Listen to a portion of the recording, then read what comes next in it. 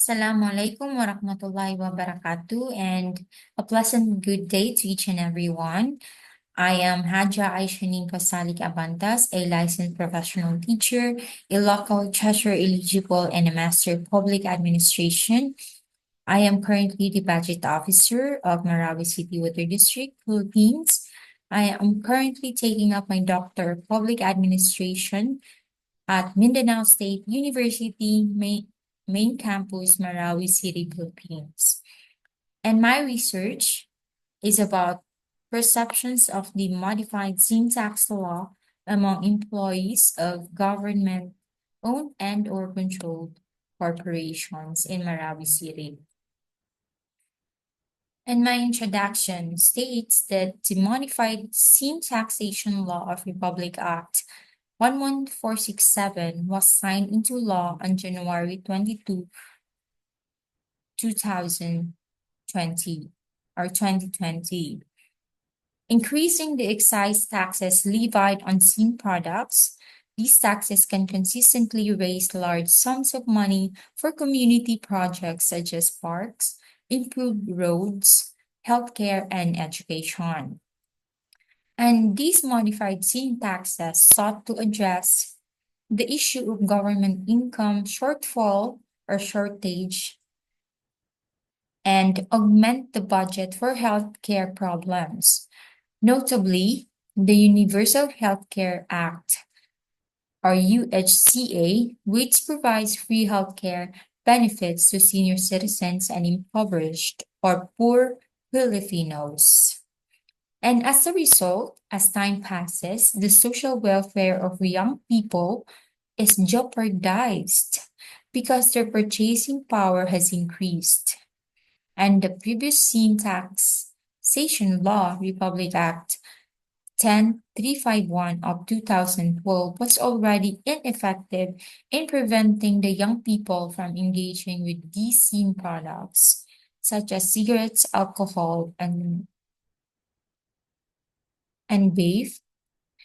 And the young people and that tax law became ineffective in reducing most people's consumption.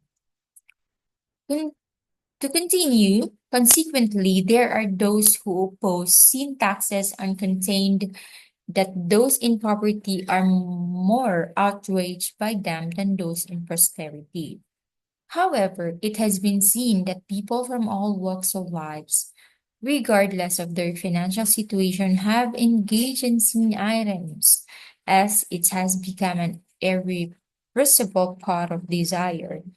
It is possible that the majority of Filipinos who consume sin items, particularly cigarettes and alcohol, are commoners or poor. This updated law was deemed unacceptable by the church and other religious groups since it continues to allow people to engage in vices that are prohibited by most religions. According to Kayat, Islam either openly prohibited smoking or taught it so repugnant that it had to be abolished. According to Marcos, Christianity plainly states that one's faith must be open and free of doubt. Moreover, the respiratory disease COVID-19 is related to diseases that are caused by smoking using tobacco products and e-cigarettes or vapes. It is most likely that with this sin taxation amendment or modification, we could at the same time prevent diseases that would worsen a COVID-19 case. The World Health Organization states that smokers have a higher risk of developing a serious COVID-19 infection. Using a water pipe can raise your risk of contracting COVID-19. Water pipes, also known as vape. Other seen products are tobacco products, heated tobacco products, and e-cigarettes, which are harmful to your health and harm those who breathe in the smoke around you, those who became second smoker or third smoker. Additionally, 15 Eastern Mediterranean countries bravely decided to temporarily ban water pipe consumption in public places after the COVID-19 pandemic swept the globe, adding to the two countries that had already done so, bringing the total number of countries that have done so to 17, a total of 17. The three GOCCs, or government-owned and/or controlled corporations, where this study was carried out, where I conducted this study, were in Marawi City Water District, where I am working, and Marawi Resorts Hotel, and the PhilHealth Marawi Local Health Insurance Office in Marawi City. And these particular GOCC's operations are closely tied to the scene taxation for the following reasons. Why are they chosen to be a respondents?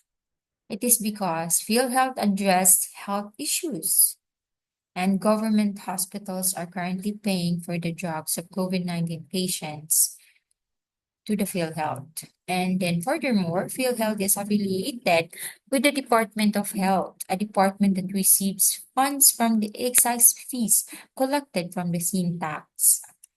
Moreover, research indicates that in 2014, 13.6% of adult females and 16.7% of adult males smoked at the Ayala Marawi Resort Hotel, a company with a predominantly male workforce. As most people knows, or everyone knows, the Ayala Marawi Resort Hotel offers a variety of social events along with sweetened beverages such as Coca-Cola, Sprite, and others, tobacco, and other sinful goods. I, the researcher, me, wants to know how certain GOCCs or government-owned and/or controlled corporation feel about the amended sin taxation because the Marawi City Water District, my office, is a revenue-generating organization whose objective is to increase government revenue through Republic Act 11467 or these amended sin tax law. And to proceed, my research objective is that this research is to to know the level of knowledge and perception of the employees from PhilHealth Marawi Local Health Insurance Office, my office, Marawi City Water District, and the Office of Marawi Resorts Hotel Incorporated, their employees about the amended sin taxation. My research questions are the following. What is the social demographic profile of the respondent in terms of their age, their gender, their civil status, religion, ethnicity, and monthly income? Number two question is that what is the level of knowledge of the respondents on this amended sin taxation? Third is that what is the perception of the respondents on this amended sin taxation in terms of advantages and disadvantages? Number four, is there an association between the social demographic profile of the respondents and their level of knowledge on the amended sin taxation? Number five, is there an association between the social demographic profile of the respondents and their perceptions towards the amended sin taxation in terms of advantage and disadvantage? Last question is that is there an association between the level of knowledge of the respondents and their perception towards the amended sin taxation in terms of advantage and disadvantage? So the question is that is there an effect, cause and effect, if between the profile, example, the age, does that affect the idea of their level of knowledge? Is there an association related? Are they related? Is there a relationship or are the profile of the respondent connected with their idea or how they see things? As much as is there a relationship between their level of knowledge and their opinion And then their social demographic profile, their age, is there a connection or an effect to their perception? That's the questions.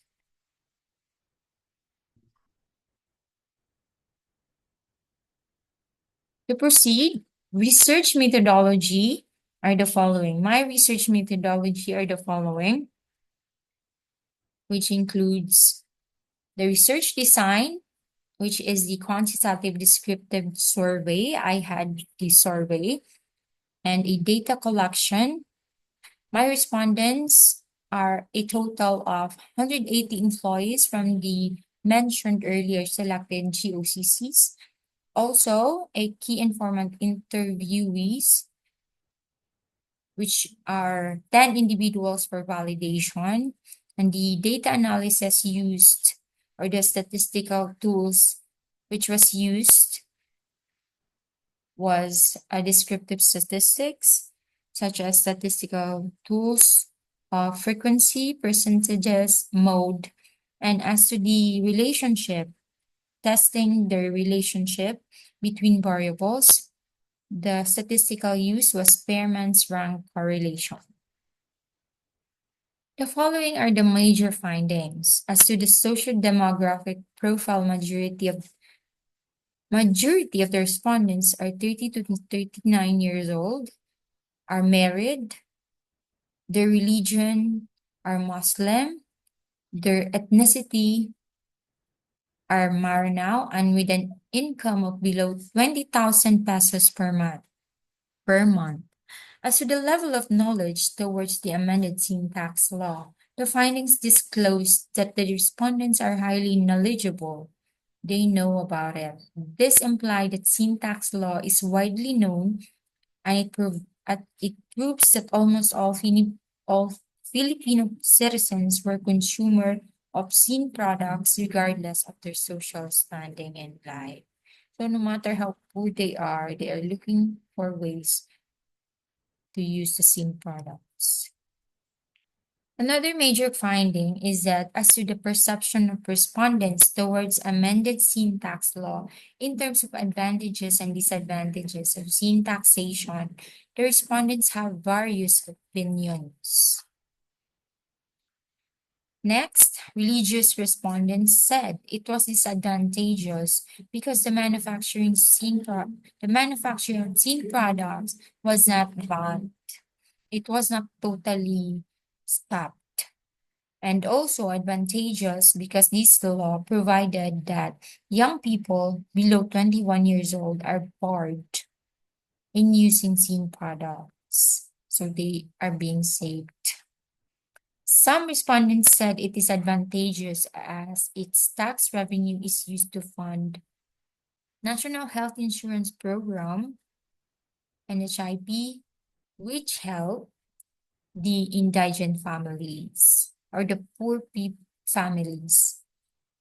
This tax the tax revenue of this sin tax law support also the universal healthcare program, which provides free medical support to the senior citizens and poor people. It also provide medical and financial assistance and support the health enhancement facilities programs of the Department of Health. On the other hand, another finding is that they the respondents also said that it is disadvantageous because the law did not provide a compensation scheme for all medical practitioners, such as nurses and doctors. Recently, also anomalies were exposed in the media. The alleged corruption of PhilHealth and purchase of medical instrument, kits, and materials from the formerly corporation. And however, the findings also revealed that few respondents perceive that sin tax is an excise tax in a form of regulatory tax called regressive tax.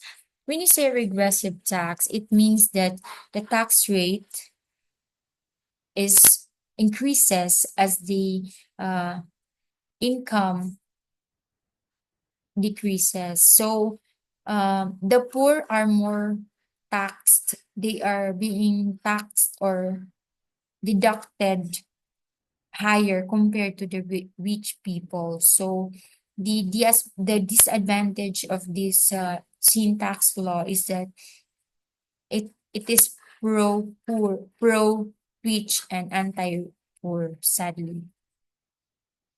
Another major finding is that there is an association, there is a cause and effect or dependency, a relationship between the respondent's social demographic profile, their age, their gender, their religion is connected or associated with their level of knowledge towards the amended sin tax law. That is a finding. Another finding is there is no association or no connection between the respondent's social demographic profile and the perceptions or their opinions towards the amended sin tax taxation in terms of advantages and disadvantages. Another major finding is that there is an association or connection between the level of knowledge and their perception towards the amended sin taxation in terms of advantage and disadvantage towards the amended sin tax law. To proceed, the recommendations are the following. My recommendations are the following. Number one, the researcher, me,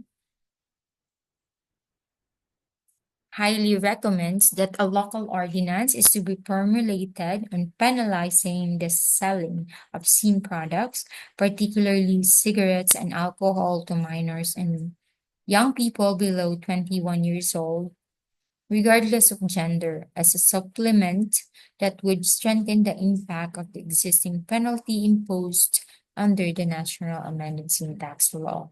So we should reach out to the local level.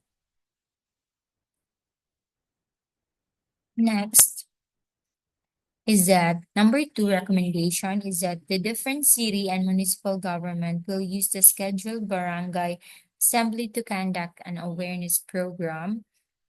We have to let them know using the barangay assembly about the sin tax law, also to include the information of the benefits of the indigent or less privileged citizen, especially among the remote areas in the Philippines.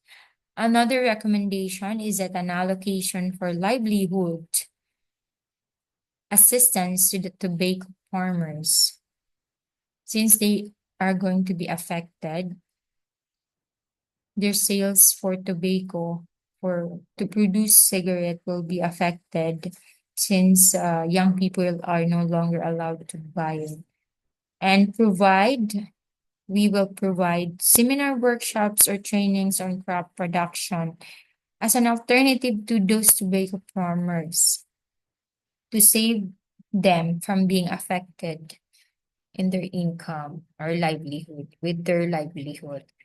Another recommendation is that there must be another amendment or modification with this Sin Taxation Act in order to allocate, which is to allocate a budget from the revenue gain from sin tax for the increase of salaries. So this time we would take care of our nurses and doctors or the health workers that would boost their morale and choose to stay here in our country, the Philippines, and stop working abroad for a greener pasture.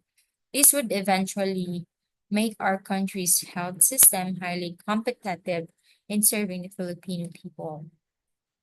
That's all. Thank you very much. And God bless and Allah bless. Thank you for this opportunity. It is a pleasure. And I hope you continue doing this. And thank you very much.